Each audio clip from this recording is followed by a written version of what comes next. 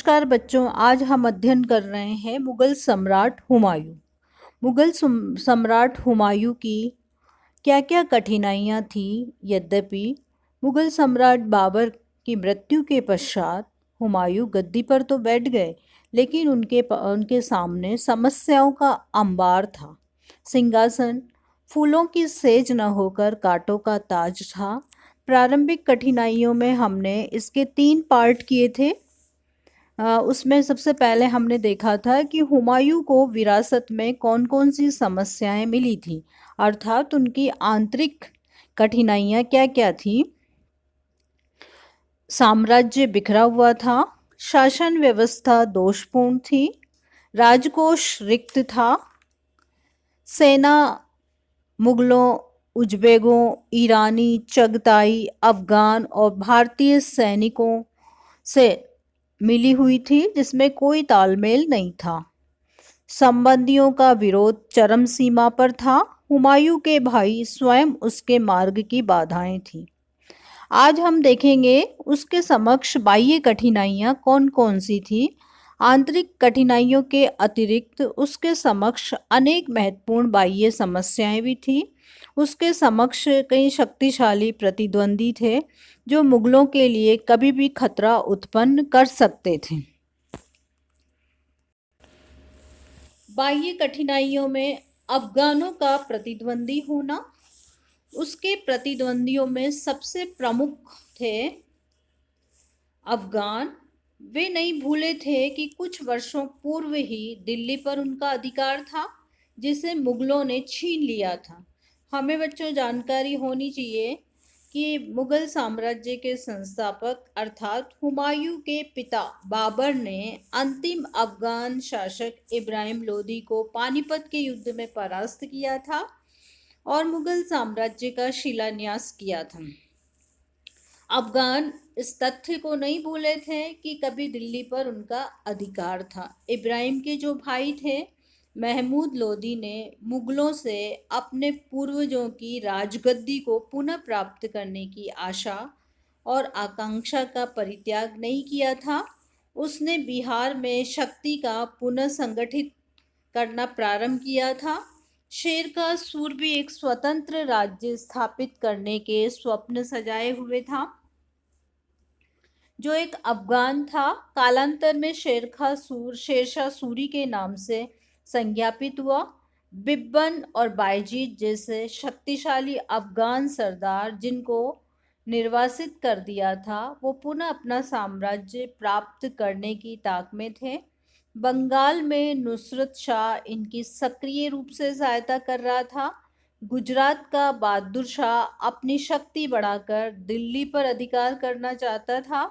Doctor Harishankar Srivastava लिखते हैं कि इसमें संदेह नहीं कि इस नई परिस्थिति में, जबकि पानीपत व घाघरा का विजेता मर चुका था, उसका पुत्र हुमायूं अभी नौजवान और अनुभवहीन था और जिसे गद्दी पर बैठाने में भी मुगल अमीरों को थोड़ी हिचकिचाहट थी। अफगान पूर्ण रूप से लाभ उठाने को तैयार थे। निसंदेह उनके लिए ये स्वर्णिम अवसर था। तो बच्चों, हमने देखा कि अफगान कितने प्रतिद्वंदी थे कि जो इब्राहिम का भाई था महमूद लोदी, वो अपने भाई की गद्दी को लेना चाहता था। शेरशाह सूरी एक अफगान के रूप में उभर रहा था। बिब्बन और बायजीत जिन्हें निर्वासित कर दिया गया था, वो पुनः अपना अधिकार करना चाहते थे। बंगाल का जो शासक था वो उनको सक्रिय सहयोग दे रहा था। गुजरात का बहादुर शाह महत्वाकांक्षी था और वो दिल्ली पर अधिकार करना चाहता था। दूसरा जो हम देखेंगे, गुजरात और बंगाल का विरोधी रुख। उनके बाह्य प्रतिद्वंदियों में गुजरात का शासक बहादुर शाह और बंगाल का सुल्तान नुसरत शाह भी बहुत शक्तिशाली थे। बहादुर शाह एक प्रसिद्ध योद्धा व महत्वाकांक्षी व्यक्ति था। इस समय उसके पड़ोसी राज्य मालवा और मेवाड़ की स्थिति निर्बल थी। इसका लाभ उठाकर उसने 1531 में मालवा पर अधिकार कर लिया। मेवाड़ पर भी आंख लगाए हुए था किंतु उसके जीवन की सबसे बड़ी आकांक्षा दिल्ली के राज सिंहासन पर अधिकार करने की थी। वो एक उच्च कोटि का कूटनीतिज्ञ था। फतेह खां, कुतुब खां, आलम खां लोधी को उसने शरण दे रखी थी। शेर खां, नुसरत खां से वो पत्र व्यवहार कर रहा था, जो मुगलों को भारत से बाहर निकालने में सहयोग कर रहे थे। नुसरत शाह का विश्वास कि बाबर की मृत्यु के बाद संधि का अंत हो जाएगा, अतः अफगानों को उसने शरण दे रखी थी। क्योंकि बंगाल के शासक नुसरत शाह के साथ बाबर ने संधि कर ली थी और उस संधि में ये तय हुआ था कि बंगाल का शासक अफगानों को किसी भी प्रकार की सहायता नहीं करेगा। परंतु जब बाबर की मृत्यु हो गई तो नुसरत शाह ने इस संधि को समाप्त समझा और गुजरात और अफगानों को अपने यहाँ शरण दे दी। तो दोनों ही शक्तिशाली थे। दोनों के द्वारा ही हुमायूं के समक्ष कठिनाइयां उपस्थित की जा रही थी। अब बच्चों, तीसरा जो बाह्य कठिनाइयों में आता है, हुमायूं की चारित्रिक दुर्बलताएं। ऐसी परिस्थिति में एक सर्वगुण संपन्न व असामान्य प्रतिभाशाली व्यक्ति की आवश्यकता थी, जो उच्च कोटि का सैनिक और अपने बाहुबल्य से सभी विघटनकारी शक्तियों को पराजित कर साम्राज्य को एक सूत्र में बांध सके। किंतु दुर्भाग्यवश इसमें अनेक चारित्रिक दुर्बलताएं थीं, जिनकी वजह से वो स्वयं अपनी समस्या बन गया। अब बच्चों, हमें ये देखना है कि हुमायूं की चारित्रिक दुर्बलताएं क्या क्या थीं।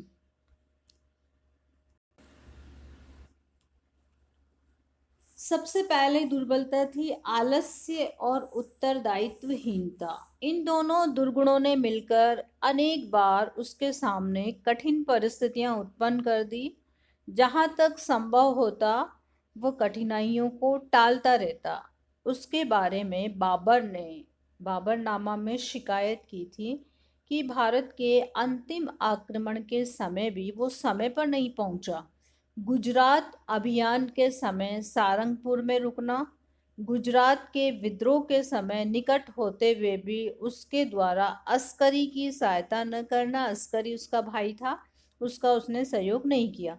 गुजरात अभियान से लौटकर शीघ्र ही शेरखा के विरुद्ध कार्रवाई न करके आगरे में व्यर्थ समय गंवाना और चौसा और कन्नौज के युद्ध के समय भी युद्ध की प्रतीक्षा करना इत्यादि इस ये ज्वलंत उदाहरण है कि वो किस तरह आलस्य और उत्तरदायित्वहीनता के कार्य करता था।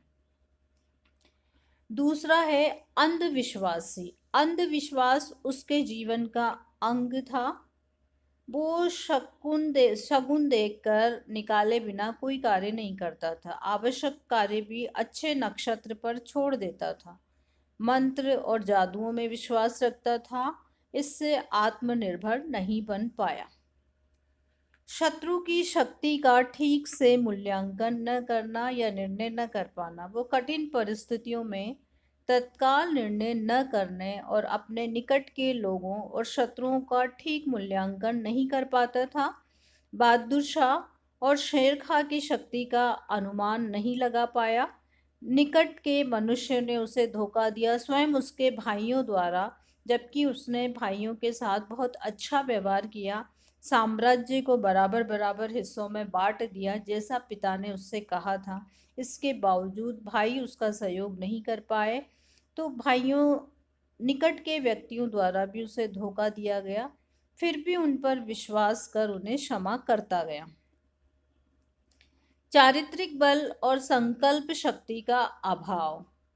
हुमायूं में निसंदेह अच्छे गुण थे, पर उसके चारित्रिक दोष और दुर्बलताओं ने उसके सद्गुणों पर पानी फेर दिया। इतिहासकार लैनपुल लिखते हैं कि हुमायूं ने सब मानवीय गुण थे, परंतु डटकर प्रयत्न करना उसकी शक्ति के बाहर था। विजय प्राप्ति के थोड़े समय बाद ही वो महल में जाकर आनंद में मग्न रहता था और अपने समय को अफीम ची के सपनों की दुनिया में नष्ट करता था, जबकि उसके शत्रुओं की गर्जन द्वार पर सुनाई दे रही होती थी। मतलब अफीम का इतना आदी था कि थोड़ी सी विजय प्राप्त हो जाती तो ठीक है, बस अब रुक जाओ, अब नहीं लड़ना, अब केवल आराम करना है, इसके बाद फिर अगला प्रस्थान किया जाएगा या अगले कदम का निर्णय लिया जाएगा। स्वभाव से ही दयालु होने के कारण जहां उसे दंड देना चाहिए वहां वो क्षमा कर देता था। ऐसे नाजुक वक्त भी खाने पीने और मौज करने में व्यतीत करता था, जबकि उसे युद्ध क्षेत्र में होना चाहिए। इसलिए इतिहासकार लैनपुल लिखते हैं कि हुमायूं का सबसे बड़ा शत्रु वो स्वयं ही था। हुमायूं ने सबसे जो गलत कार्य किया, या कहें कि उसने अपने पिता की आज्ञा का पालन करते हुए अपने साम्राज्य का विभाजन किया। अपने भाइयों में उसके 4 भाई थे, उन चारों में उसने अपने साम्राज्य का विभाजन कर दिया। सुलेमान मिर्जा को बख्शा में स्थायी पद दे दिया, हिंदाल को मेवात दे दिया, अस्करी को संभल दे दिया, कामरान जो था वो काबुल और कंधार दे दिया। पंजाब और हिसारा के जिलों पर उसने जबरदस्ती अधिकार कर लिया। इस तरह हुमायूं के भाइयों ने भी उसके साथ अच्छा व्यवहार नहीं किया, उसके साथ विश्वासघात किया। जब जब हुमायूं को उनकी सहयोग की आवश्यकता पड़ी, उसने सहयोग भाइयों ने उसको सहयोग नहीं दिया। उसके 4 भाई थे, सुलेमान मिर्जा, हिंदाल, अस्करी और कामरान। और बच्चों हम देखेंगे कि जो है उसने किस तरह से जो युद्ध हुए थे, कन्नौज का युद्ध, बिलग्राम का युद्ध, जो चौसा का युद्ध हुआ था शेरशाह सूरी के साथ, उसमें वो परास्त हुआ।